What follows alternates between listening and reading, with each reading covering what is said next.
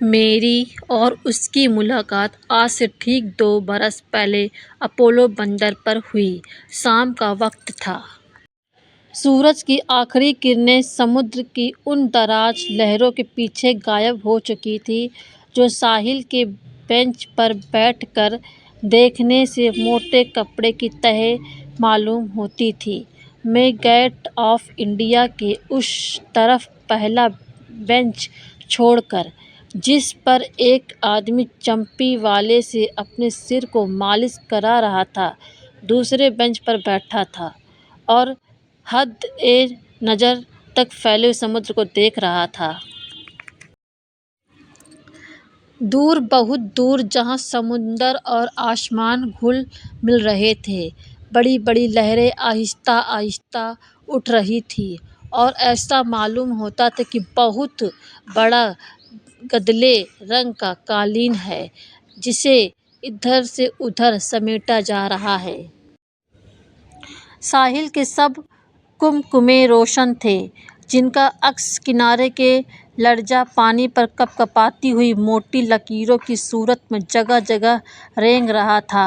میرے پاس پتھریلی دیوار کے نیچے کئی کشتیوں کے لپٹے ہوئے بادبان اور بانس ہولے ہولے حرکت کر رہے تھے۔ سمندر کی لہریں اور تماشائیوں کی آواز ایک گنگناہٹ بن کر فضا میں گھلی ہوئی تھی۔ کبھی کبھی کسی آنے یا جانے والی موٹر کے ہارن کی آواز بلند ہوتی اور یوں معلوم ہوتا کہ بڑی دلچسپ کہانی سننے کے دوران میں کسی نے زور سے ہوں کی ہے۔ ایسے ماحول میں سگریٹ پینے کا بہت مزہ آتا ہے۔ میں نے جیب میں ہاتھ ڈال کر سگریٹ کی ڈبیا نکالی، مگر ماچس نہ ملی۔ جانے کہاں بھول آیا تھا۔ سگریٹ کی ڈبیا واپس جیب میں رکھنے ہی والا تھا کہ پاس سے کسی نے کہا، "ماچس لیجیے گا۔" میں نے مڑ کر دیکھا۔ بینچ کے پیچھے ایک نوجوان کھڑا تھا۔ یوں تو بمبئی کے عام باشندوں کا رنگ زرد ہوتا ہے، لیکن اس کا چہرہ خوفناک طور پر زرد تھا۔ میں نے اس کا شکریہ ادا کیا۔ "آپ کی بڑی عنایت ہے۔" اس نے جواب دیا۔ "آپ سگریٹ سلگا لیجیے، مجھے جانا ہے۔" مجھے ایسا محسوس ہوا کہ اس نے جھوٹ بولا ہے، کیونکہ اس کے لہجے سے ایک بات کا پتہ چلتا تھا کہ اسے کوئی جلدی نہیں ہے اور نہ اسے کہیں جانا ہے۔ آپ کہیں گے کہ لہجے سے ایسی باتوں کا کس طرح پتہ چل سکتا ہے، لیکن حقیقت یہ ہے کہ مجھے اس وقت ایسا محسوس ہوا۔ چنانچہ میں نے ایک بار پھر کہا، "ایسی جلدی کیا ہے؟ تشریف رکھیے۔" اور یہ کہہ کر میں نے سگریٹ کی ڈبیا اس کی طرف بڑھا دی۔ "شوق فرمائیے۔" اس نے سگریٹ کی چھاپ کی طرف دیکھا اور جواب دیا، "شکریہ، میں صرف برانڈ پیا کرتا ہوں۔ آپ مانیں نہ مانیں، مگر میں قسمیہ کرتا ہوں کہ اس بار اس نے پھر جھوٹ بولا۔ اس مرتبہ پھر اس کے لہجے نے چغلی کھائی اور مجھے اس سے دلچسپی پیدا ہو گئی، اس لیے کہ میں نے اپنے دل سے قصد کر لیا تھا کہ اسے ضرور اپنے پاس بٹھاؤں گا اور اپنا سگریٹ پلاؤں گا۔ میرے خیال کے مطابق اس میں مشکل کی کوئی بات ہی نہ تھی، کیونکہ اس کے 2 جملوں ہی نے مجھے بتا دیا تھا کہ وہ اپنے آپ کو دھوکہ دے رہا ہے۔ اس کا جی چاہتا ہے کہ میرے پاس بیٹھے اور سگریٹ پیئے، لیکن بیک وقت اس کے دل میں یہ خیال بھی پیدا ہوا کہ میرے پاس نہ بیٹھے اور میرا سگریٹ نہ پیئے۔ چنانچہ ہاں اور نہ کا یہ تصادم اس کے لہجے سے صاف طور پر مجھے نظر آیا تھا۔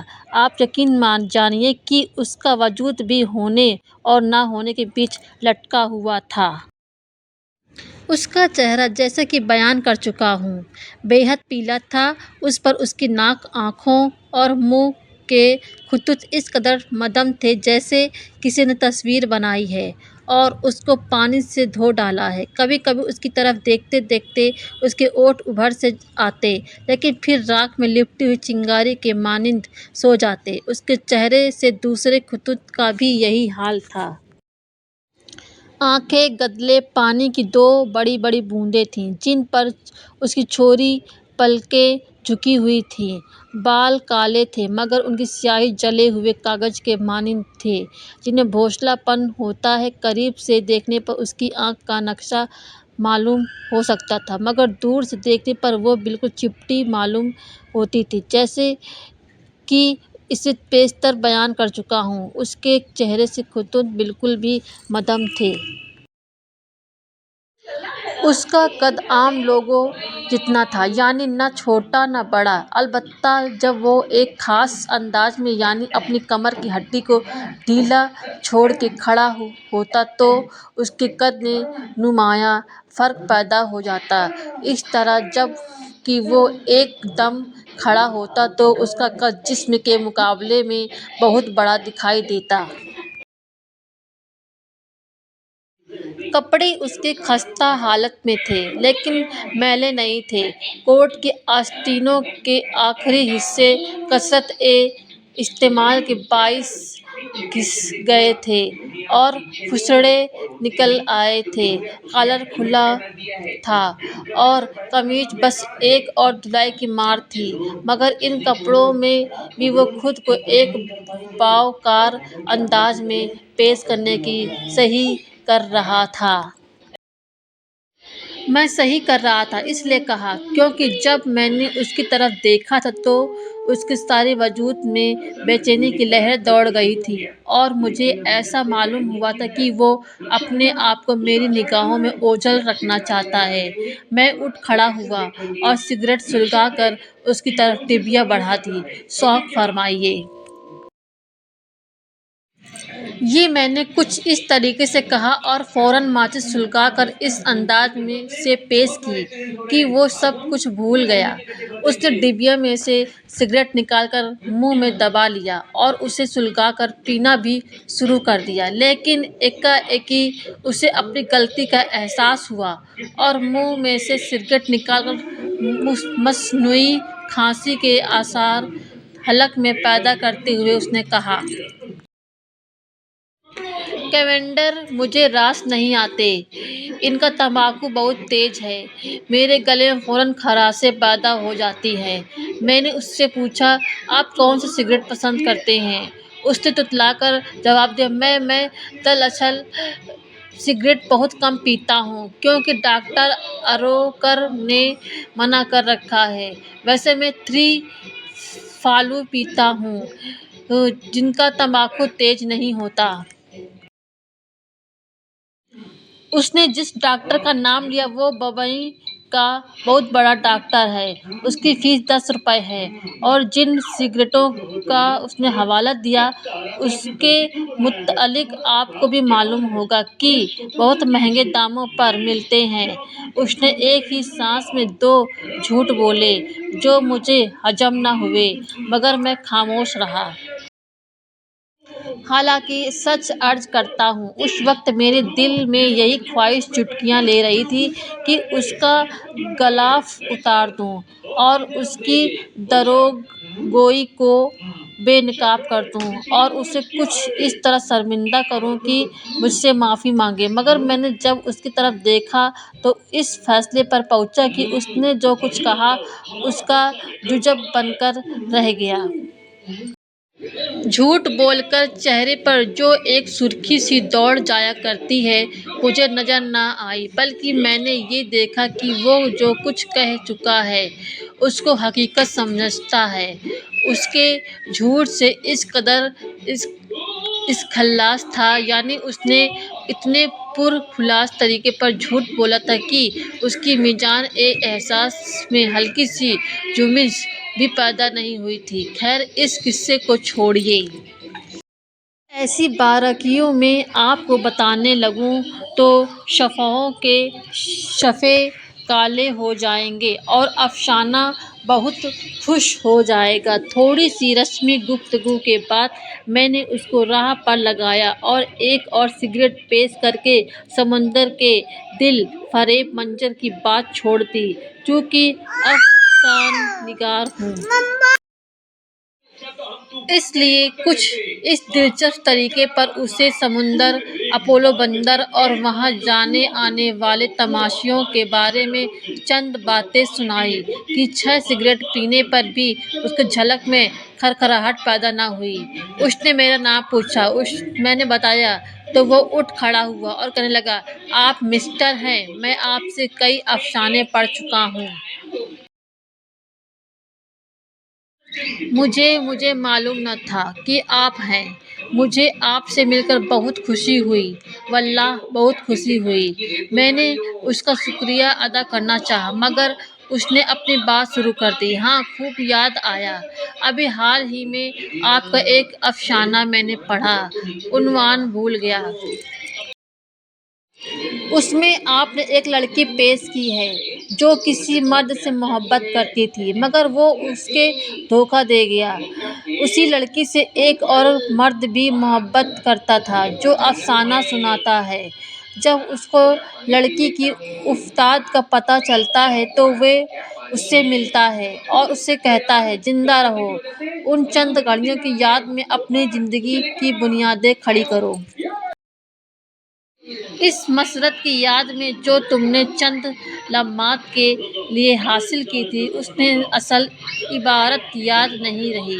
لیکن مجھے بتائیے، کیا ایسا ممکن ہے کہ ممکن کو چھوڑیے، آپ یہ بتائیے، وہ آدمی آپ تو نہیں تھے؟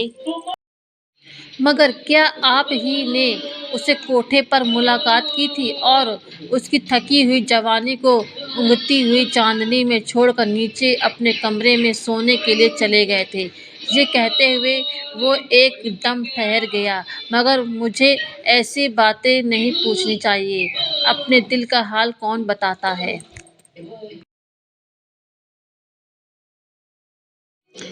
اس پر میں نے کہا، میں آپ کو بتاؤں گا، لیکن پہلی ملاقات میں سب کچھ پوچھ لینا اور سب کچھ بتا دینا اچھا معلوم نہیں ہوتا۔ آپ کا کیا خیال ہے؟ جو جوش گفتگو کرتے وقت اس کے اندر پیدا ہو گیا تھا، ایک دم ٹھنڈا پڑ گیا۔ اس نے دھیمے لہجے میں کہا، آپ ایک فرمانا بالکل درست ہے، مگر کیا پتہ کہ آپ سے پھر کبھی ملاقات نہ ہو۔ اس پر میں نے کہا، اس میں شک نہیں، بمبئی بہت بڑا شہر ہے، لیکن ہماری ایک نہیں بہت سی ملاقاتیں ہو سکتی ہیں۔ بیکار آدمی ہوں، یعنی افسانہ نگار، شام کو ہر روز اسی وقت، بشرطے کہ بیمار نہ ہو جاؤں۔ آپ مجھے ہمیشہ اسی جگہ پر پائیں گے۔ یہاں بے شمار لڑکیاں سیر کو آتی ہیں اور میں اس لیے آتا ہوں کہ خود کو کسی کی محبت میں گرفتار کر سکوں۔ محبت بری چیز نہیں ہے۔ محبت۔ اس نے اسے آگے کچھ کہنا چاہا مگر نہ کہہ سکا اور جلتی ہوئی رسی کی طرح آخری بل کھا کر خاموش ہو گیا۔ میں نے اجراء مزاق اس سے محبت کا ذکر کیا تھا۔ دراصل اس وقت فضا ایسی دل فریب تھی کہ اگر کسی عورت پر عاشق ہو جاتا تو مجھے افسوس نہ ہوتا، جب دونوں وقت آپس مل رہے ہوں۔ نیم تاریکی میں بجلی کے کمکمے قطار در قطار آنکھیں جھپکانا شروع کر دیں، ہوا میں خنکی پیدا ہو جائے اور فضا پر ایک افسانوی کیفیت سی چھا جائے تو کسی اجنبی عورت کی قربت کی ضرورت محسوس ہوا کرتی ہے، ایک ایسی جس کا احساس تحت سرور میں چھپا رہتا ہے۔ خدا معلوم اس نے کس افسانے کے متعلق مجھ سے پوچھا تھا۔ مجھے اپنے سب افسانے یاد نہیں، اور خاص طور پر وہ تو بالکل یاد نہیں جو رومانی ہیں۔ میں اپنی زندگی میں بہت کم عورتوں سے ملا ہوں۔ وہ افسانے جو میں نے عورتوں کے متعلق لکھے ہیں یا تو کسی خاص ضرورت کے ماتحت لکھے گئے ہیں یا محض دماغی عیاشی کے لیے۔ میرے ایسے افسانوں میں چونکہ خلوص نہیں ہے، اس لیے میں نے کبھی ان کے متعلق غور نہیں کیا۔ ایک خاص طبقے کی عورتیں میری نظر سے گزری ہیں اور ان کے متعلق میں نے چند افسانے لکھے ہیں، مگر وہ رومان نہیں۔ اس نے جس افسانے کا ذکر کیا تھا وہ یقیناً کوئی اپنا درجے کا رومان تھا جو میں نے اپنے چند جذبات کی پیاس بجھانے کے لیے لکھا ہوگا، لیکن میں نے تو اپنا افسانہ بیان کرنا شروع کر دیا۔ ہاں، تو جب وہ محبت کر خاموش ہو گیا تو میرے دل میں خواہش پیدا ہوئی کہ محبت کے بارے میں کچھ اور کہوں۔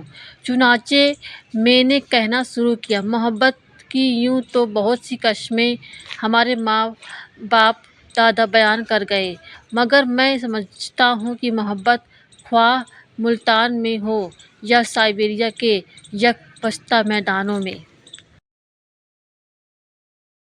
سردیوں میں پیدا ہو یا گرمیوں میں، امیر کے دل میں پیدا ہو یا غریب کے دل میں، محبت خوبصورت کرے یا بدصورت، بد کردار کرے یا نیکوکار، محبت محبت ہی رہتی ہے، اس میں کوئی فرق پیدا نہیں ہوتا۔ جس طرح بچے پیدا ہونے کی صورت ہمیشہ ہی ایک سی چلی آ رہی ہے، اسی طرح محبت کی پیدائش بھی ایک ہی طریقے پر ہوتی ہے۔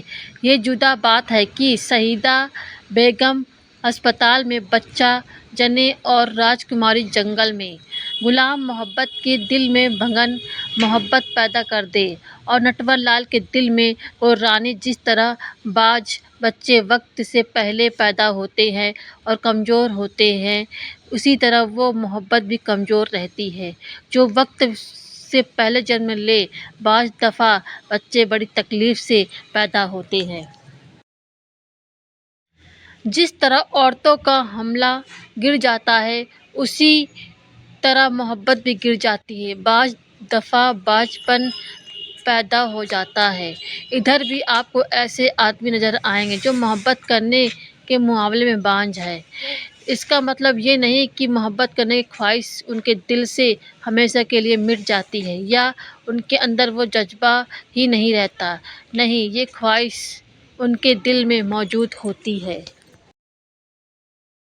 مگر وہ اس قابل نہیں رہتے کہ محبت کر سکیں۔ جس طرح عورت اپنے جسمانی نقائص کے باعث بچے پیدا کرنے کے قابل نہیں رہتی، اسی طرح یہ لوگ چند روحانی نقائص کی وجہ سے کسی کے دل میں محبت پیدا کرنے کی قوت نہیں رکھتے۔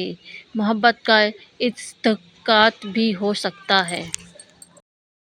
مجھے اپنی گفتگو دلچسپ معلوم ہو رہی تھی، چنانچہ میں اس کی طرف دیکھے بغیر لیکچر دیے جا رہا تھا، لیکن جب میں اس کی طرف متوجہ ہوا تو سمندر کے اس پار خلا میں دیکھ رہا تھا اور اپنے خیالات میں گم تھا۔ میں خاموش ہو گیا۔ مجھے اپنی گفتگو بہت اچھی معلوم ہوئی تھی۔ میں چاہتا تھا کہ کوئی میری باتیں سنتا چلا جائے، چنانچہ میں نے پھر سے کہنا شروع کیا، تو میں نے عرض کر رہا تھا کہ بعض آدمی بھی محبت کے معاملے میں بانجھ ہوتے ہیں، یعنی ان کے دل میں محبت کرنے کی خواہش تو موجود ہوتی ہے لیکن ان کی یہ خواہش کبھی پوری نہیں ہوتی۔ میں سمجھتا ہوں کہ اس بانجھ پن کا باعث روحانی نقائص ہے۔ آپ کا کیا خیال ہے؟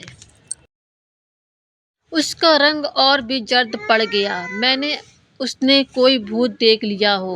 یہ تبدیلی اس کے اندر اتنی جلدی پیدا ہوئی کہ میں نے گھبرا کر اس سے پوچھا، خیریت تو ہے؟ آپ بیمار ہیں؟ نہیں تو اس کی پریشانی اور بھی زیادہ ہو گئی۔ مجھے کوئی بیماری نہیں ہے، لیکن آپ نے کیسے سمجھ لیا کہ میں بیمار ہوں؟